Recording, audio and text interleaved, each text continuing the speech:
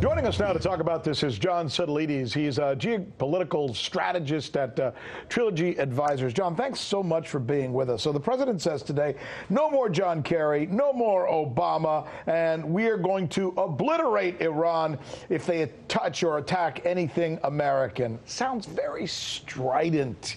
Is this the message we want to be sending, not just to Iran, but to the rest of the world, who's already starting to see us as bullies?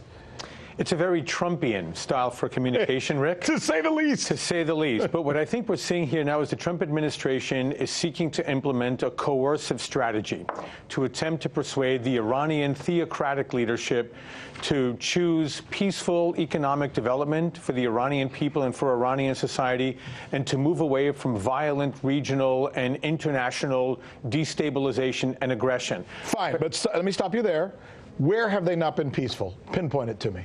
Tell the American people what is so unpeaceful about Iran. Well, first of all, Iran has been an implacable foe of the United States and of other countries, especially its Sunni neighbors, for the last 40 years, ever since the theocrats took over. But let me stop you there. So what? So you're allowed to not agree with us. Well, you can do that, but if you're going to be acting in violent ways, okay, so we have... How are they violent? We have a country that is blowing up oil tankers, blowing up pipelines. Not proven. Shooting down drones. Not proven. That is the world's leading sponsor. The two things you've started with, hold on, the two things you've started with are things that are getting credible pushback from all parts of the world. And as far as I can tell, when the captain of the tanker announces, sorry, but the U.S. story about those tankers being put on there by Iranians doesn't make any sense, that's not what my crew members said, I'm going to listen to this guy.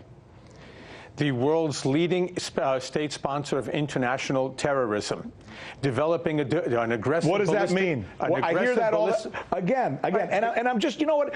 As an American, no, but John, as an American, everything you're telling me sounds like you are Mike Pompeo, right? And I hear him say this stuff all the time.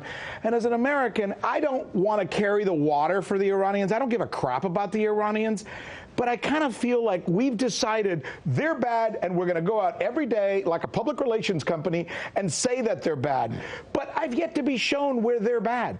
All right, so, Rick, remember, it was also the Obama administration that had categorized Iran as the world's leading state sponsor of international terrorism. This is not just a Trump or a Republican perspective. Oh, I know. This goes back several decades to the Clinton era. Okay, so let's just be mindful here of the historical facts. I know, John, but U.S. policy regarding Iran. But you get to make me understand as an American why I'm supposed to hate Iran, other than the fact that you and our government are telling me I have to hate them because they're bad. No one has said that you or anyone should hate Iran. As a matter of fact, Iran... Call them the worst sponsor of terrorism in the world. That's the Iranian government, which is very different than Iran, the society, Iran, the people. These are the inheritors of a grand Persian civilization that dates back 4,000 years. Right. The problem is their government is one that has been very deleterious to the advancement of Iranian society, which should be far more prosperous, which should be a partner in so many aspects of international integration, the economy,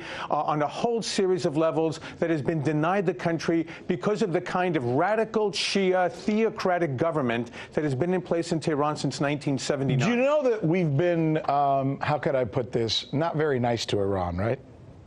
You know that.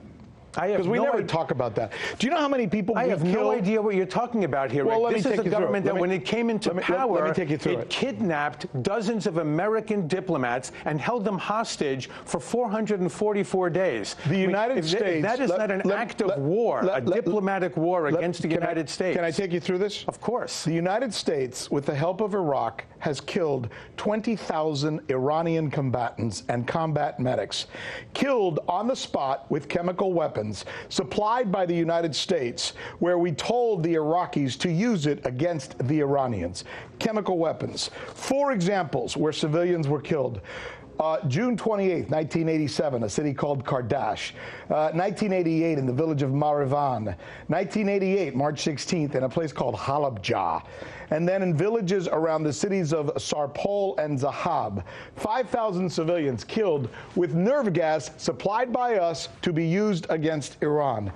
That's not a very nice thing to do. Could you understand why maybe they may not like us? I have no idea what the source of any of these allegations are, so I'm not going to comment on any of these particular aspects. You don't know that the United States actually helped Iraq use nerve gas against Iran? Because it's public record. I don't know the source of that information, Rick. What I do know is what is happening right now is that Iran is undertaking a very aggressive policy in the Persian Gulf and in the Middle East in an effort to get the Europeans and the Chinese government at the G20 summit later this week to put pressure on the Trump administration to re-enter the JCPOA and to try to provide some economic salvation for a failing Iranian economy. But they signed a deal that seemed to be working.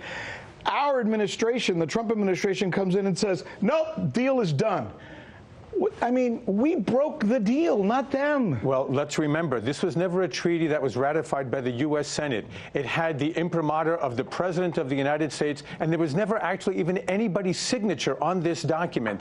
It was simply a promise made by the leaders of the respective governments in 2015.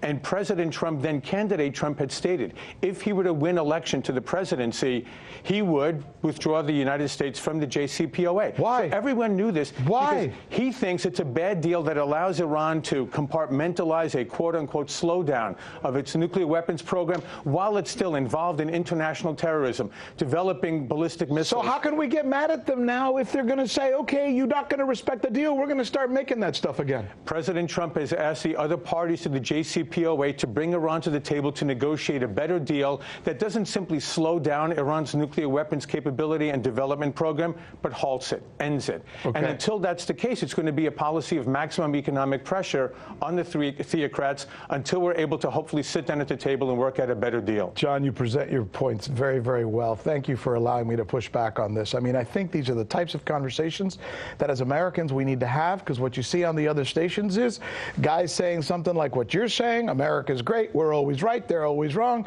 and everybody goes, okay, fine. I think we should question these things, and I'm glad you gave us the opportunity to do that. Thanks for having me on the show. You're a good man. I appreciate it. Good to be with you. So you haven't heard that we're the ones covering the stories that you won't see covered anywhere else? In Venezuela, Kazakhstan, let's go to Hong Kong. And the media reaction to that has been crickets. How about the way we cover those stories? What the hell does that mean? Wally, Wally, Wally. That's the key word in this case, uprising. Keep? Can you believe that? Watching. This is the right thing for members of the media to do, to actually pick sides. Look, if you like what you see, subscribe.